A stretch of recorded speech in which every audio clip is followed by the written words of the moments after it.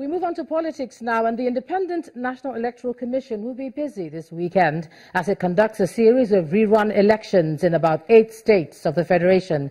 The elections were ordered after a number of court cases, with the appeal court asking the Commission to conduct fresh polls in some affected areas.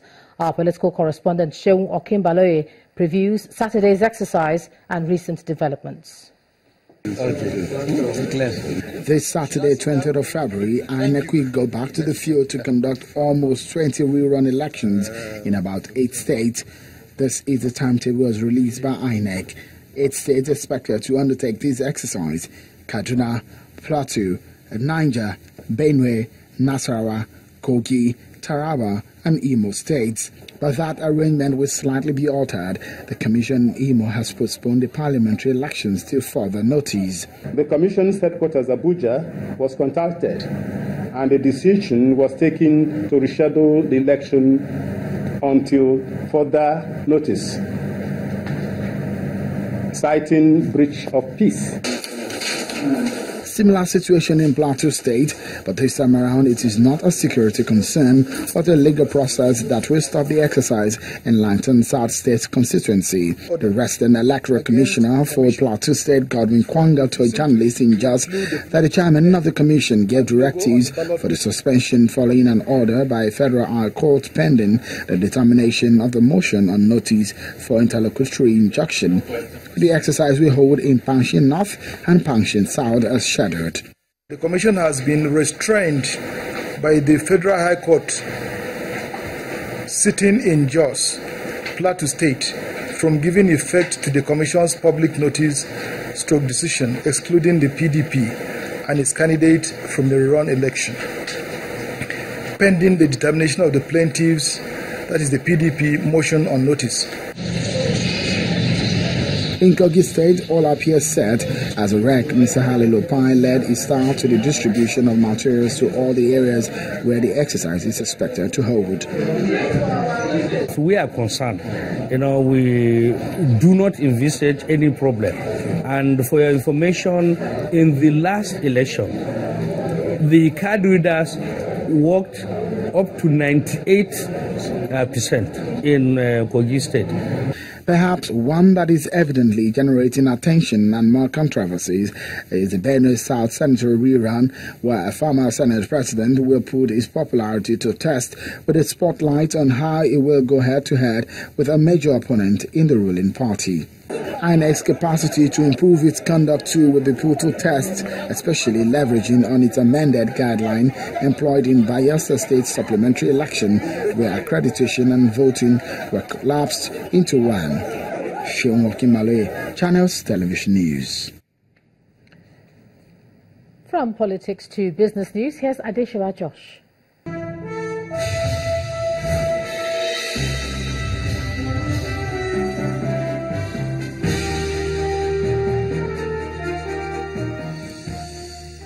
Thank you, Gemma.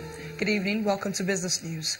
The Chief Executive Officer of the FMDQ OTC Exchange, Mr. Bola Onodele, has asked for an adjustment at the parallel window through tactful monetary policies.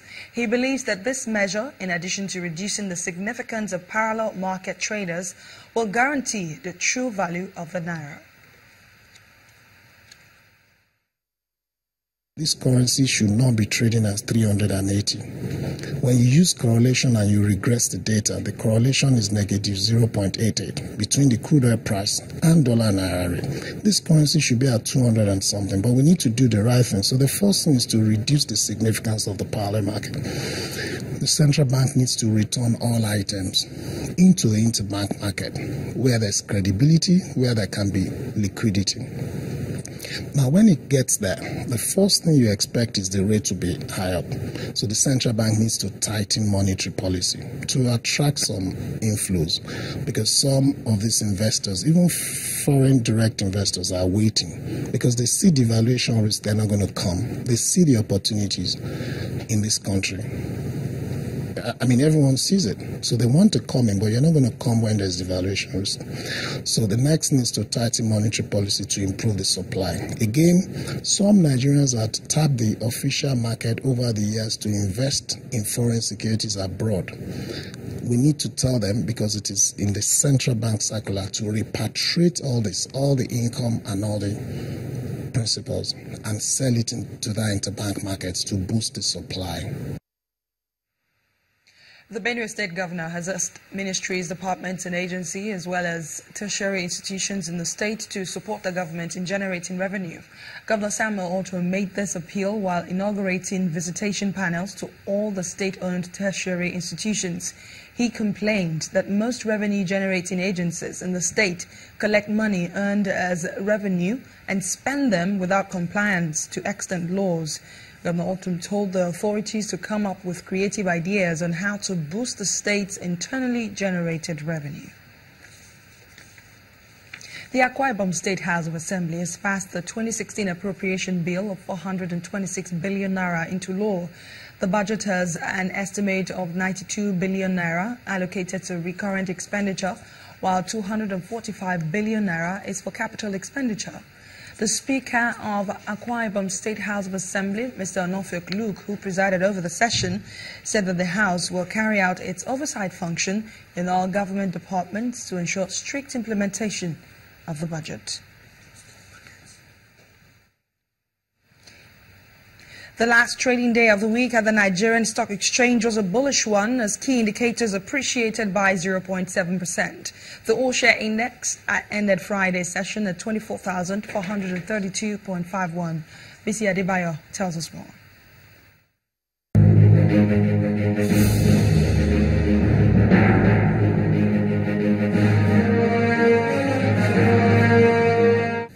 Hello and welcome to the Stock Market Reports.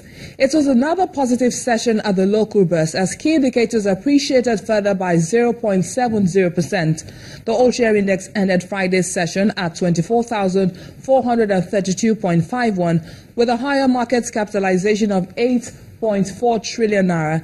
Nestle led 21 other price gainers, closing at 700 naira.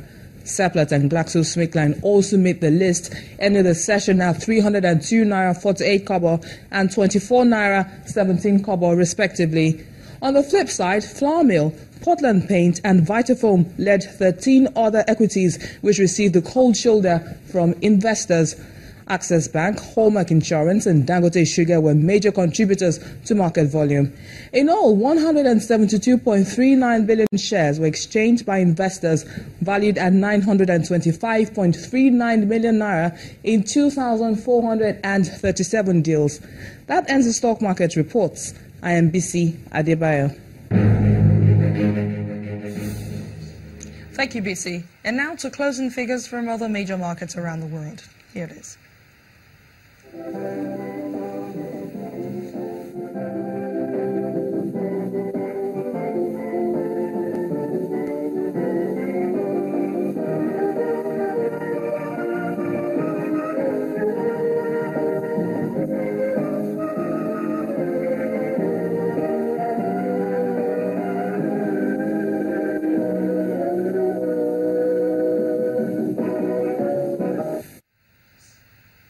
That's Business News Tonight. The News at 10 continues in a moment. I'm Adeshewa Josh.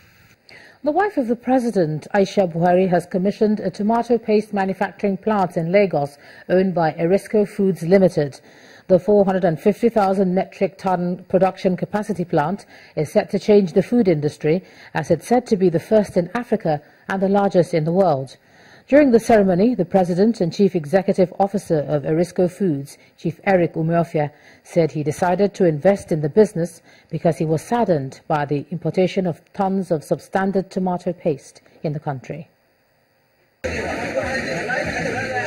It's a dream come true for the man nicknamed the Tomato King and for his firm belief in indigenous product manufacture.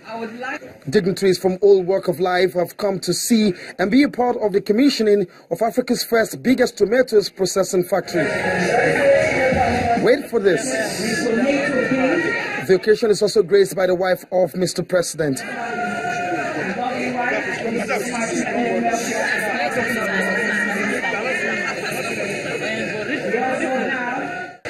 Nigeria will be able to eat fresher and healthier tomato paste proudly grown and made in Nigeria. When you come to my spa, when I talk about my spa, I also talk about Arisco foods, the tomatoes, the rice for slimming or losing weight and all that. People will ask me, Madam, what are you into? Business or farming? I say both. Because even then, I have a passion for seeing Nigerian-made products.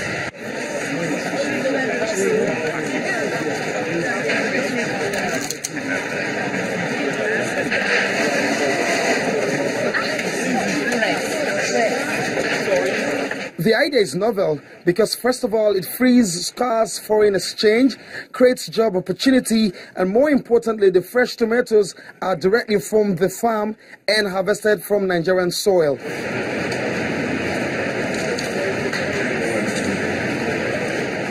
By the time we're matured in Sokoto, we'll be taking 100 to 150 trailers every day. And I assure you, all the tomatoes produced within Sokoto and Kebbi will not be enough for us. But because we want to plant more with the new technology, it will be controlled. So I'm happy to create a lot of jobs. In the next 3 years, around 50,000, write it down. Arisco Foods, which is home to other products, it's also hoping that indigenous industrialists can be further supported by federal government in the area of strong policies so they can thrive.